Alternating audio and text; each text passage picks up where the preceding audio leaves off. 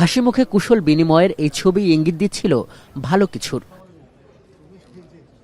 18 দিন বিরতির পর আবারও ঐকমত্য কমিশনের এই বৈঠকের শুরুতেই বলা হচ্ছিল সনদের ব্যাপারে মোটামুটি একমত সবাই, তাই আলোচনার বিষয়বস্তু বাস্তবায়নের উপায়। সূচনা বক্তব্যেও কমিশন সহ সভাপতি ইঙ্গিত দিলেন বাস্তবায়নের জন্য তারা রাজনৈতিক দলগুলোর একমত হওয়া প্রস্তাবই সরকারের কাছে পাঠাতে চান।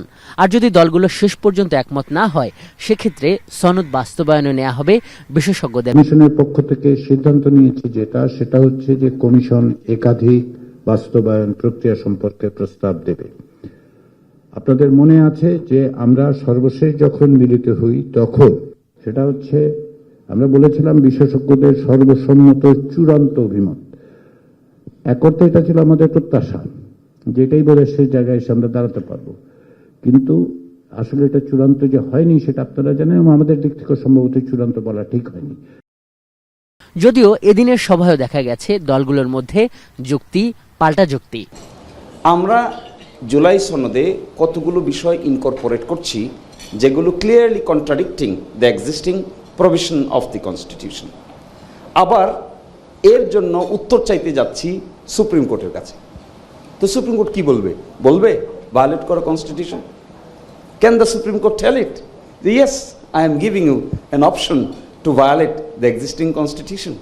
ইলেকশন কমিশন কোনো জাতীয় প্রশ্নে রেফারেন্ডামের আয়োজন করতে পারবে, সেটা তাকে ওখানেই আইনের মধ্য দিয়ে, অর্ডিন্যান্সের মধ্য দিয়ে সেই এখতিয়ারটা দেয়া যায়।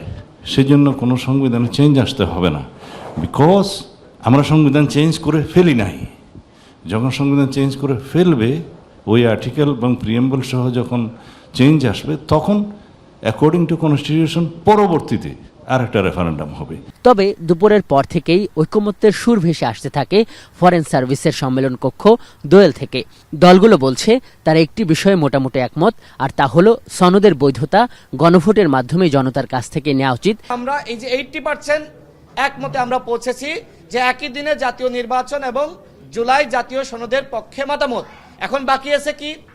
এই যে ভোটটা জুলাই জাতীয় সনদের পক্ষে জাতীয় নির্বাচনের দিনে নিবে, তো সেক্ষেত্রে বাকি রয়েছে এটা কি আসলে হাইকোর্টের বা সুপ্রিম কোর্টের পরামর্শ নিবে, নাকি আসলে বিশেষ সাংবিধানিক অর্ডার? আমাদের একটা নতুন একটা অভিজ্ঞতা হবে যে আমরা পার্লামেন্ট ইলেকশনে যেমন আমরা ভোট দিচ্ছি জনপ্রতিনিধি নির্বাচনের জন্য, একই সাথে আমরা একটা এই অভ্যুত্থানের প্রধান যে অর্জন রাজনৈতিক দিক থেকে জুলাই সনদ, সেটার ব্যাপারে একটা জনসম্মতিটা একটা আদায় করে নেওয়া। দুপুরের পর আবারও বসে ঐকমত্য কমিশনের সভা।